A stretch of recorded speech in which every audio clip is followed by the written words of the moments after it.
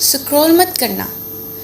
آپ کے سامنے یہ ویڈیو آئی ہے تو اس میں ایک اتفاق نہیں ہے، آپ میری بات غور سے سنو۔ اچھا ایک بات تو بتاؤ، اگر تم کسی کو دل سے پسند کرتے ہو نا، تو تم نے کبھی یہ سوچا ہے کہ پتہ کیسے چلتا ہے کہ شاید وہ شخص واقعی تمہاری زندگی میں آنے والا ہے؟ دیکھو، میں کوئی ایسی بات نہیں کہوں گی کہ یہ 5 نشانیاں آئیں تو سمجھو وہ شخص تمہارا ہی ہے، کیونکہ ایسا کوئی پکا فارمولہ ہے ہی نہیں۔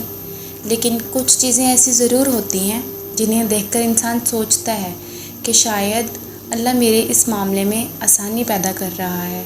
جیسے تم کسی کو پسند کرتے ہو لیکن دل میں یہ نہیں کہتے کہ یا اللہ مجھے بس یہی شخص چاہیے، چاہے میرے لیے اچھا ہو یا برا۔ یہ تو ایک ضد ہو گئی نا، بلکہ آہستہ آہستہ تمہاری دعا بدل جاتی ہے۔ تم کہتے ہو یا اللہ اگر یہ میرے لیے اچھا ہے تو اسے میرے نصیب میں لکھ دے، اور اگر اچھا نہیں ہے تو میرے دل کو اس سے نکال دے۔ اور سچ بتاؤں، یہ دعا بہت خوبصورت ہے، کیونکہ اس میں محبت بھی ہے اور اللہ پر بھروسہ بھی ہے۔ پھر ایک وقت آتا ہے کہ تم اس شخص کے لیے دعا کرتے کرتے اللہ سے باتیں کرنے لگتے ہو۔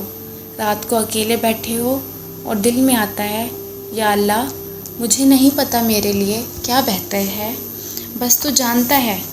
اور یہی وہ مقام ہے جہاں وہ محبت جو ہے وہ صرف محبت نہیں رہتی، وہ دعا بن جاتی ہے۔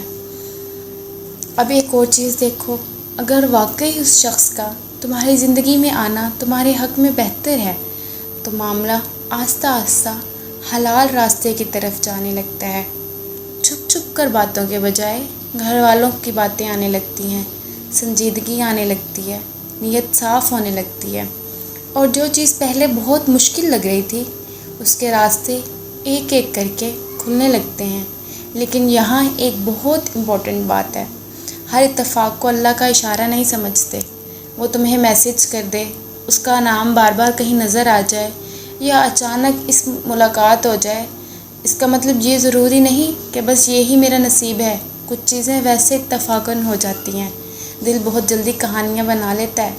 اس لیے اللہ سے استخارہ کرو، اور استخارہ کا مطلب بھی یہ نہیں کہ لازمی خواب میں آئے گا اور خواب میں وہ شخص سفید کپڑوں میں نظر آئے گا۔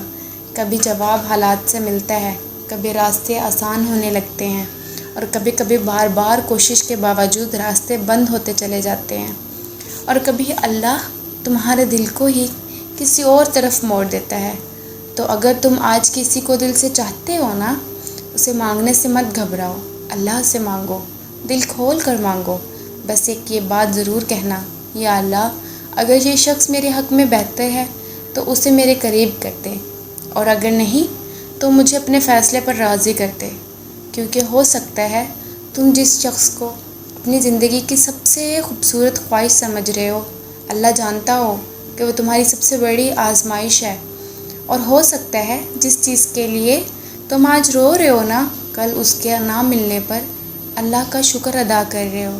اس لیے محبت کرو، دعا کرو، کوشش کرو، مگر فیصلہ اللہ پر چھوڑ دو۔ اور اگر تم بھی کسی ایک شخص کے لیے دل سے دعا کر رہے ہو تو بس ایک کام کرو، آج رات سونے سے پہلے اللہ سے کہنا، یا اللہ مجھے وہی دے جو میرے لیے بہتر ہے، چاہے وہ میری خواہش ہو یا نہ ہو۔ پھر دیکھنا دل پر کتنا سکون اترتا ہے۔ وومن رائٹس کو اجازت دیجیے، اللہ حافظ۔